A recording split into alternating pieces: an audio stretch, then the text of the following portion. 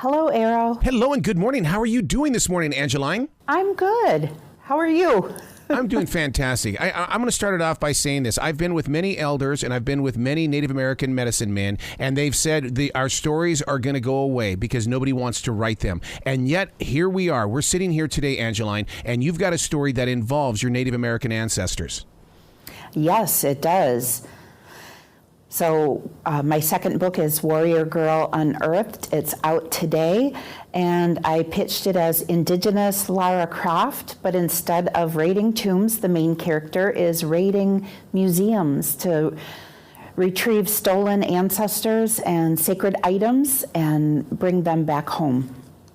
This is very close to my heart because here in North Carolina, as they go out there and clear out the land, we're finding a lot of Native American arrowheads as well as tools that they use in order to survive. And I keep telling people, you've got to give it back to the people. It is not yours to keep. Sure, it's a great moment when you find it, but you've got to give it back to the people that really truly own it. I agree.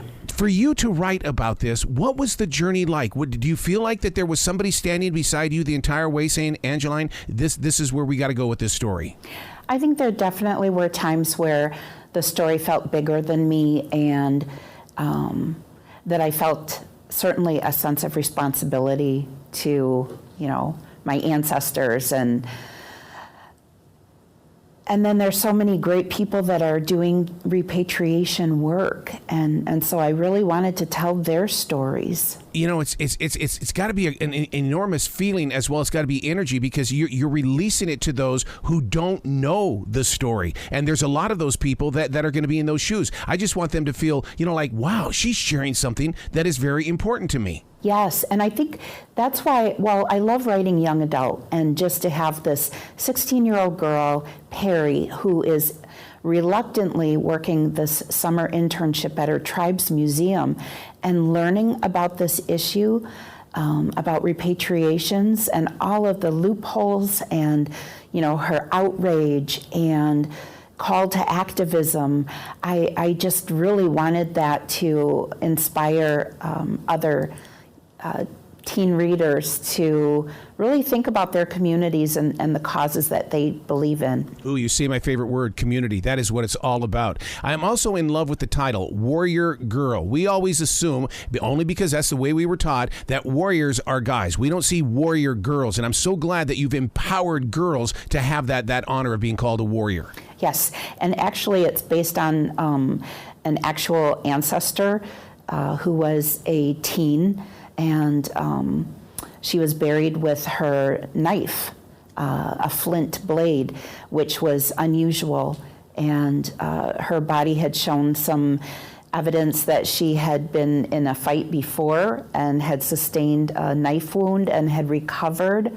And so really that's Perry meets the warrior girl in a museum and is just called to action to try to bring her back home. I have to be able to see the pictures in order to present it on a page. How did you see it as these scenes were starting to come out of your imagination? I'm like you, Arrow. I'm a visual person, and so I really need to see the scene play out in my mind, sometimes seeing it from a different character's perspective, but really just trying to see how it unfolds visually and then describing that.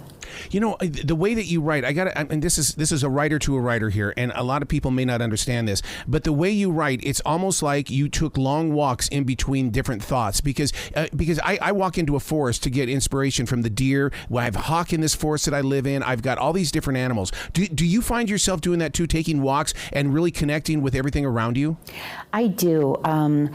I really love walking, and then I live on Lake Michigan, and so to me just being near water and the sound of the waves and watching storms roll across the lake, I just feel so nourished and creative. Yeah. So then, do you feel that Warrior Girl Unearthed is giving readers an opportunity to see themselves? It's like, oh my God, there are other people like me. I feel like I am this person. Absolutely, yes. In making that connection, though, what was your connection in the real world before you stepped into the writing world for you to have this thing about you and the way that you write that connects you to readers? Well, I was my tribe's education director, and then for a while I also supervised our cultural division, and we had staff that were doing repatriation work, and we even were able to repatriate one ancestor from a museum in Germany, which has no legal obligation to return any of our ancestors. And it took a solid 10 years of relationship building before we were able to get those remains back home. Is there a favorite Native American tool or a piece of history that you cherish? Because I have a coup stick here that was handmade by an elder that was given to me. I love my coup stick, but at the same time, I have so many other things that have been shared with me. What is one of your favorite items that really brings out the history in your soul? I have a black ash basket that was made by my grandmother, and the weaving is just gorgeous, and the way that she used plants as dyes for the strips of the basket splints, and I just, the basket's not in very good shape, but just knowing that my grandma made it with her own two hands from trees that probably came from Sugar Island, it grounds me and it connects me and makes me feel close to her. Are we going to hear other stories from Sugar Island? Because as you talk about, you love watching the waves. It's almost like the land is speaking directly through you. Yes. So I have a great idea for my next book, and we'll see what happens. In this book here, what is the one thing that you want readers to take from it? Because every writer likes to plant a seed in order for them to grow in their own way. What is that one seed that you think you planted? The ownership over Native bodies, past and present, and how wrong that is, and even with legislation such as NAGPRA, we still have museums and institutions dragging their feet to return ancestors whose tribes are saying we want them back. Yep. See, this is what the elders were telling me. They need people like yourself to start that conversation. Don't be the silent generation. Be the one that starts the conversation. I have faith in our young people, and so I hope that my book ends up in their hands, and I hope it inspires some of them to work on this. Do you find yourself wanting to travel to other parts of the country to hear their stories as well? And the reason why I bring that up is because not even 3 miles from this house are these huge boulders where nations lived in the 1400s, and I go there to feel the energy even today. Do you find yourself doing the same thing?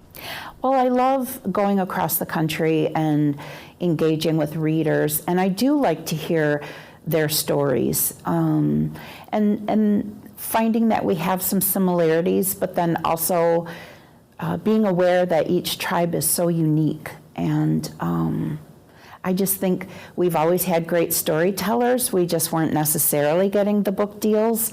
And so I hope that right now we're in an exciting time, because I know of many Native writers that are finally getting wonderful book deals, and we get to see their stories.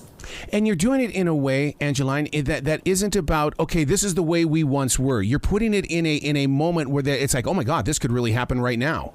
Yes, exactly. I wanted, because we still exist. We are here, and we live modern, dynamic lives. And if you only read about us in the past,